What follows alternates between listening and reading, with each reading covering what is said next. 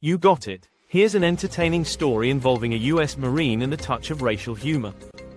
Sergeant McMillan, a strapping Marine with a jawline that could cut glass and a perpetually amused glint in his eye, found himself on a cultural exchange program. Not the official kind with fancy dinners and diplomatic speeches, but stuck in a tiny, dusty village in the Middle East with a broken-down Jeep and a very suspicious local mechanic kind. His mission, officially, was to liaise with local forces. Unofficially, it was to find decent coffee and avoid eating any more goat intestines. One sweltering afternoon, Mac, already missing the comforts of the mess hall, spotted something truly glorious, a small, unassuming stand, run by an elderly woman with a mischievous twinkle in her eye, selling what looked suspiciously like homemade hummus. Not the pasty, bland stuff from the commissary, but the real deal, creamy, glistening, probably made with ancient family secrets and a dash of magic. Mac's stomach rumbled a symphony of desire. He approached, radiating an eagerness usually reserved for parachuting out of planes. The woman, seeing the towering American, offered a small smile. "Hummus?" Mac asked, pointing enthusiastically. She nodded, scooping a generous portion onto a plate with fresh pitta. Mac paid, then took a bite. A wave of pure, unadulterated bliss washed over him.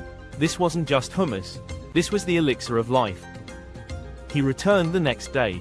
And the next. Soon, the old woman, whose name was Fatima, started greeting him with a knowing smile and already had his order ready. Their communication was a charming blend of Mac's broken Arabic, Fatima's equally broken English, and a whole lot of pointing and expressive hand gestures. One day, as Mac was savoring his hummus, a group of local soldiers, all stout men with impressive moustaches, arrived. They eyed Mac, then the hummus, then Mac again. One, a burly corporal, stepped forward. "American," he grunted, pointing to the hummus. "You like our bean paste?" Mac, mid-chew, swallowed. "It's hummus, Corporal, and it's the best damn thing I've ever tasted." The corporal scoffed. "You Americans. You eat everything, even our humble chickpea mash."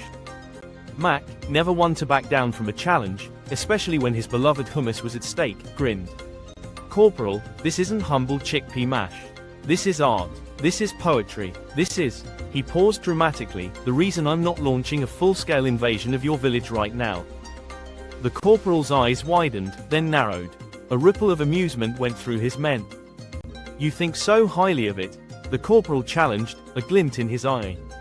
"Perhaps you just do not know good food. Perhaps your American food is all bland." Mac leaned in conspiratorially. "Corporal, I've eaten MREs for months. My taste buds are practically in mourning. This hummus is a beacon of hope in a culinary wasteland." He then lowered his voice further. "And besides, you guys have a secret weapon, Fatima. She makes the best hummus on the planet.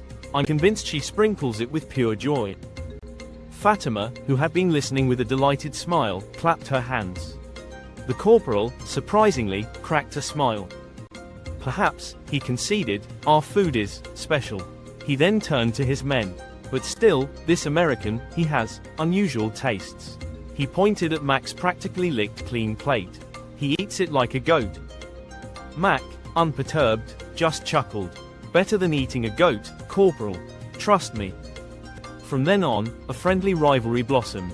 Every time Mac came for hummus, the corporal and his men would be there, making good-natured jabs about his addiction and his delicate American palate that could only appreciate the simple food.